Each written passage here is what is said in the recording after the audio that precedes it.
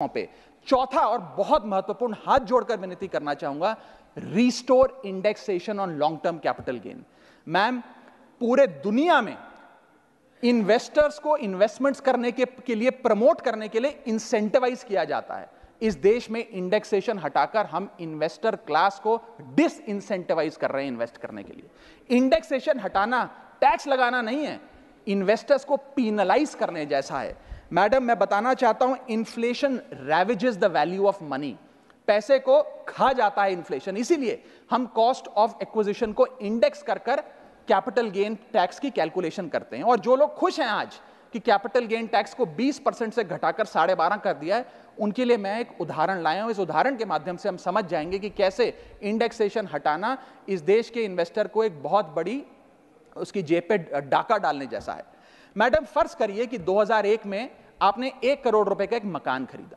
वो मकान की दर 6% के हिसाब से बढ़ती गई उसकी वैल्यू, और आज वो मकान जो 1 करोड़ का आपने 2001 में खरीदा था, वो आज 4 करोड़ 17 लाख रुपए का हो गया। अब दो सिनेरियो हैं, एक इंडेक्सेशन का सिनेरियो जिसमें आप बेचें उस पर टैक्स लगे, और एक नया सिनेरियो जिसमें आप उसे बेचेंगे तो नई रेट के अकॉर्डिंग उस पर टैक्स लगेगा। मैं पहले पुराने सिस्टम के हिसाब से, इंडेक्सेशन वाले सिस्टम के हिसाब से उस पर कितना टैक्स लगेगा वो आपको बताना चाहता हूं। आज वो मकान जो आपने वर्ष 2001 में 1 करोड़ का खरीदा था, वो आप 4 करोड़ 17 लाख रुपए का बेचती हैं, तो आपकी सेल प्राइस 4 करोड़ 17 लाख, लेकिन आपकी purchase price, inflation adjusted indexed purchase price 1 crore नहीं, लगभग 3 करोड़ 60 लाख के आसपास आती है। यानी कि आपका sale price minus purchase price, जो प्रॉफिट ऑन सेल है, वो 54 लाख रुपए होता है।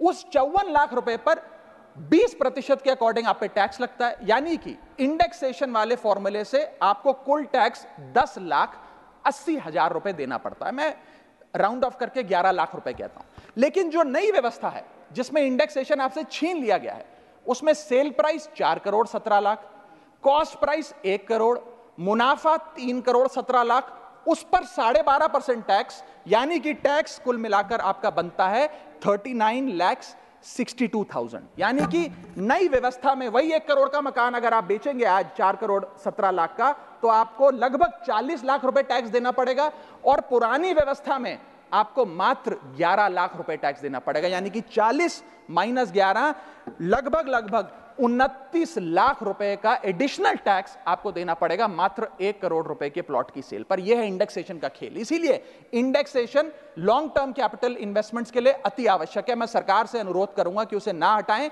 और आज मैं इस सदन में भविष्यवाणी करता हूं, अगर आपने इंडेक्सेशन वापस लागू नहीं किया तो 3 चीजें होने जा रही हैं इस देश में। पहला, रियल एस्टेट में इन्वेस्टमेंट गिरने वाली है और लोग अपना ड्रीम होम कभी नहीं खरीद पाएंगे। दूसरा, अंडर वैल्यूएशन होगी प्रॉपर्टी डील्स की, सब लोग सर्कल रेट पे प्रॉपर्टी खरीदेंगे बेचेंगे, कोई असल कीमत नहीं बताएगा। और थर्ड थिंग जो इस देश में होने जा रही है, रियल एस्टेट सेक्टर में भारी तादाद में ब्लैक मनी आने जा रहा है अगर आपने ये इंडेक्सेशन का फैसला वापस नहीं लिया।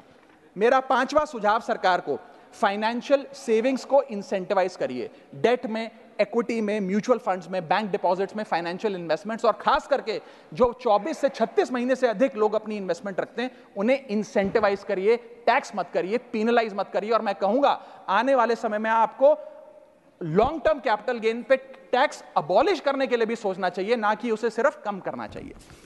छठा मेरा सुझाव, review, revise and simplify GST. GST, जिसे गहरा संकट टैक्स या गब्बर सिंह टैक्स के नाम से आज देशवासी जानते हैं, रोटी हो, कपड़ा हो, मकान हो, हर चीज पे जीएसटी लगा लगा कर हमने इस देश के इन्फ्लेशन पर भी जीएसटी लगा दिया। सारी चीजें महंगी हो गई। मेरा सुझाव है सरकार से कि इस जीएसटी के पूरे फ्रेमवर्क को कॉम्प्रिहेंसिवली स्टडी कर रिवाइज करिए। एक्सपोर्ट ओरिएंटेड सेक्टर्स में जीएसटी कम करिए ताकि हम ग्लोबली कंपेटिटिव बन सकें। एसएमई सेक्टर जो नौकरियां देता है, छोटे उद्योग हैं, उसमें जीएसटी कम करिए। और एसेंशियल कमोडिटीज, दूध, दही, चावल, रोटी, चावल, आटा, उस पर कम से कम जीएसटी विड्रॉ करिए। मेरा 7वां मेरा सुझाव, गिव मोर टू